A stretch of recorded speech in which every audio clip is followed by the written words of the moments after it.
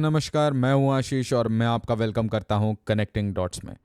ना ज़रा सोचिए कि आप ऐसी कंट्री में रहते हैं जहां पे आपकी टॉप इंटेलिजेंस की चीफ, टॉप इंटेलिजेंस आईएसआई का चीफ, उसे आप गद्दार बोलेंगे, अपने एक्स प्राइम मिनिस्टर को गद्दार बोलेंगे।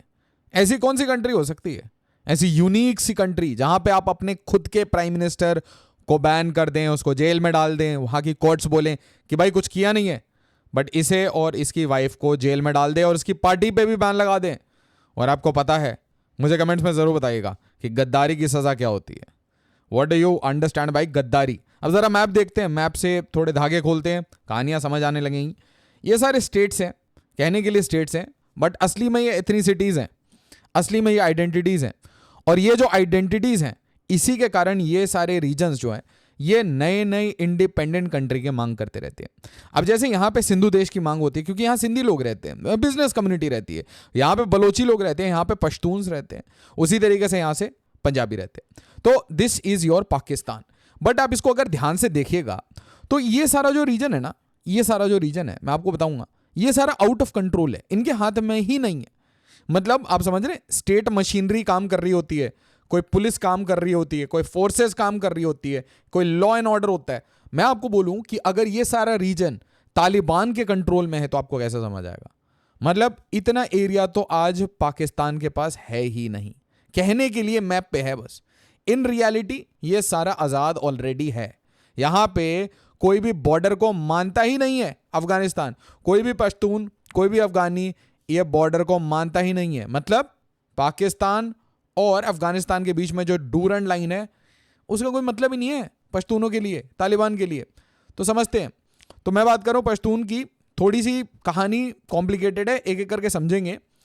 इनका डिस्ट्रीब्यूशन कुछ ऐसा है कि थोड़ा पाकिस्तान, थोड़ा अफगानिस्तान, ट्राइब्स हैं, एथनिक ट्राइब्स हैं। अब कहाँ रहती हैं, कैसे रहती हैं? कहीं से तजीक्स हैं, अलग अलग ट्राइब्स हैं जो इस रीजन में रह रहे हैं। पहाड़ियों का इलाका है, थोड़ा स्पार्सली पॉपुलेटेड रीजन है, ज़्यादा रिसोर्सेज है नहीं, मतलब ड्राई और माउंटेनस क्लाइमेट है, काफ़ी ट्रेचरस टेरेन है, डिफिकल्ट है आपको स्केल करना माउंटेन्स को। तो नेचुरली बहुत डिफिकल्ट होता है किसी और कम्युनिटी को आप, मतलब मान लीजिए आप यहाँ से पंजाबी लोगों को ला रहे हैं, अब ये प्लेन के लोग हैं, इनको आप बोलेंगे भाई मैं कितनी अच्छी भी वेपन दे दूं, फाटा में जाके ऑपरेशन करो, इनसे नहीं हो पाता, इनके बस की है नहीं। So they can not operate in all the areas. ठीक है, अब आप यहाँ पे मैप हमें समझ आ गया। अब जरा देखते हैं कि पाकिस्तान के ना अंदर में क्या प्रॉब्लम है। पूरा वीडियो एंड तक देखिएगा, बहुत सारी डेप्थ की चीज़ें समझ आ जाएंगी पाकिस्तान की। तो आप देखिएगा कि जैसे इंटरनल सिक्योरिटी रिस्क होता है ना, ये पाकिस्तान ने अपना खुद का मैप वैप बना रखा है। तो इस पर देखिए कहाँ कहाँ इनकी एक तरीके से चल रही है, इनके ऊपर सिस्टम इनका बैठा हुआ है। पेशावर, बन्नू, क्वेटा। तो आप देखो, इधर से बलोची लोग मार रहे हैं, इधर से पश्तून मार रहे हैं। अब आप पश्तून कह लो, तालिबान कह लो, पाकिस्तान तालिबान कह लो, कुछ भी कह लो, कोई भी नया नाम लगा दो, पीटीआई, पीटीएम, अब बहुत सारे नाम आपके सामने आएंगे, बहुत सारे नाम, बहुत कंफ्यूजन होगा। बट एक ही चीज़ याद रखना कि पश्तून इधर से मार रहे हैं और बलोची इधर आज़ाद कराना चाह रहे हैं। ईरान में भी बलोची रहते हैं, तो ईरान को तो है ना, ठीक है भाई, यहाँ से काट के हमारे पास इतनी ज़मीन ले आओ। उसी तरीके से अफगानिस्तान को क्या चाहिए? यहाँ से काट के इतनी ज़मीन ले आओ। और भारत को क्या चाहिए? भारत को अपना कश्मीर वापस चाहिए, ये जो गुलाम कश्मीर है। तो आप ज़रा सोचो, ये बलूचिस्तान ये किसको चाहिए? ये ईरान को चाहिए भाई। और बलोची लोग ज्वाइन कर लेंगे ईरान को, ठीक है, ज़्यादा पैसा, ज़्यादा तेल है, अच्छी लाइफ रहेगी भाई, कुछ अच्छे डील्स अगर मिल गए तो क्यों नहीं ज्वाइन करेंगे। और यहाँ पे आपको पता है कि इंडिपेंडेंस की बात तो चली रही है, वो कंटिन्यूसली लोग फास्ट पे बैठे हैं, औरतें फास्ट पे बैठी हैं, मोमबत्ती लेके घूम रहे हैं। ग्लोबली आउटरीच है इसके ऊपर कि कैसे लोगों को गायब वगैरह किया जाता है, वो तो आपको कहानी पता है। बट यहाँ पे देखिए, ये वाले इलाके को तो आज़ाद करके सीधा तालिबान में जोड़ देंगे, अफगानिस्तान में जोड़ देंगे। और ये एरिया में वैसे भी तालिबान का पूरा इन्फ्लुएंस है। अगर आपने रिसेंटली न्यूज़ सुनी होगी तो आपको कुछ ये नाम याद आ रहा होगा, बन्नू में ही ऑपरेशन चल रहा था। ये जो बन्नू, पेशावर, ये सारे इलाके हैं ना, यही they are the core of Pakistani operations कहीं पे भी। और Quetta, they are core of the Pakistani operations. उसी तरीके से देखिए, ये मैप आपको क्या बता रहा है? Taliban strong hold. सोचिए जरा, मैं आपकी कंट्री में बोल रहा हूं, आपकी कंट्री में तालिबान स्ट्रॉन्ग होल्ड। ये देखिए स्वार्थ वैली, यहाँ तो मतलब पाकिस्तानी आर्मी घूमती नहीं है, इनको पता है जब जाएंगे सिर्फ पिटाई होती है, सिर्फ पिटाई। तो साउथ वजीरिस्तान, नॉर्थ वजीरिस्तान, स्वात, ये एरिया में एंट्री नहीं करते।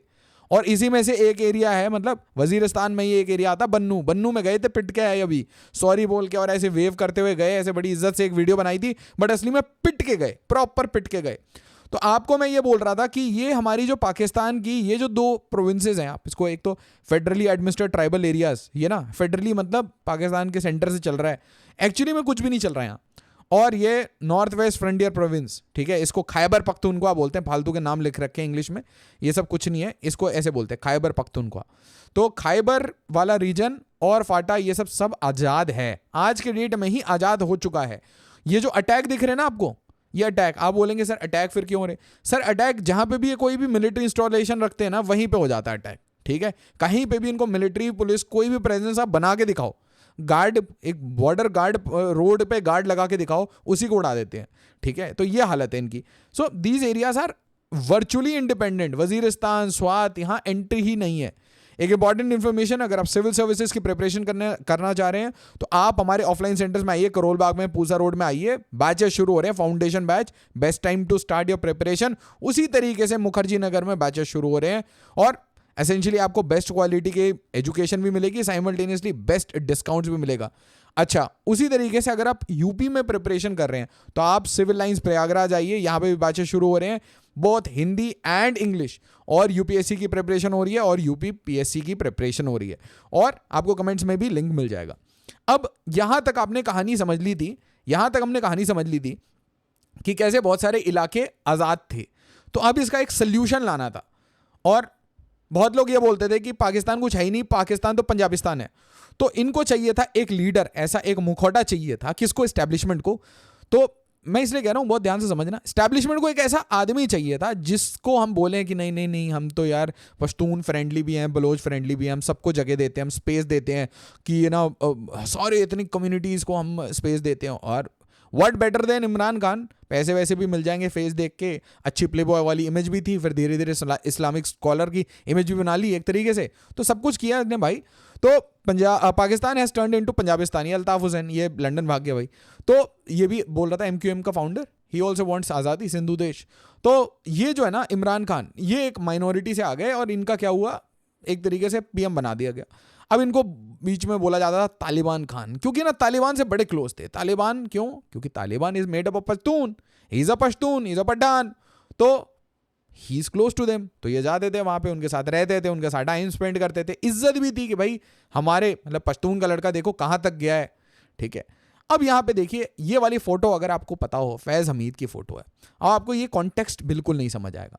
तो अब देखिए, इनको क्या करना था, इनको एक डील करानी थी, और वो डील क्या है? बड़ी सिंपल सी है। उनको ये डील है कि देखिए, आप है पश्तून और अफगानिस्तान में तालिबान है ना, तालिबान है, वो क्या है? वो भी मेड अप ऑफ पश्तून है। तो हम क्या करेंगे, हम जैसे ही यूएस एग्जिट करता है, यहां पे तालिबान को सपोर्ट करेंगे, बहुत अच्छी बात है। फिर तालिबान हमें सपोर्ट करेगा पाकिस्तान के अंदर, क्या करने के लिए? क्या करने के लिए?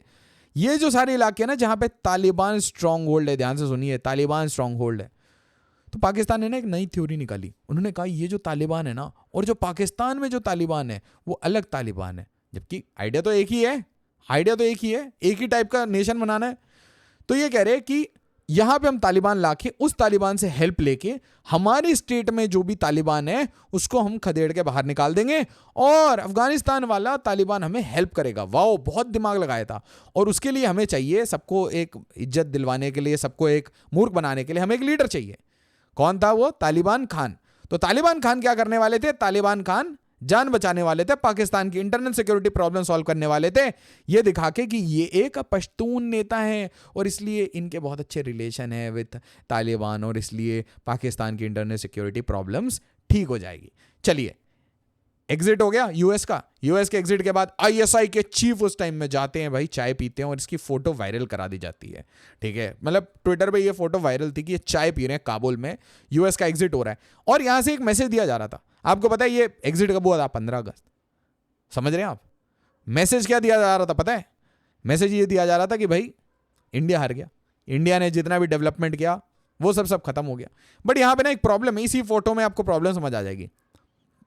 ये इनके आईएसआई चीफ, ये बहुत क्लोज थे किससे? इमरान खान से, पश्तून। ये बाजवा साहब है, बाजवा साहब पंजाबिस्तान के पार्ट है। बाजवा साहब इज अ पंजाबी जो डोमिनेट करता है। तो अगर ये डोमिनेट करेंगे तो इनके साथ इनकी बनेगी या इनके साथ इनकी बनेगी? नहीं बनेगी। और वो धीरे धीरे फॉल्ट आने वाला था।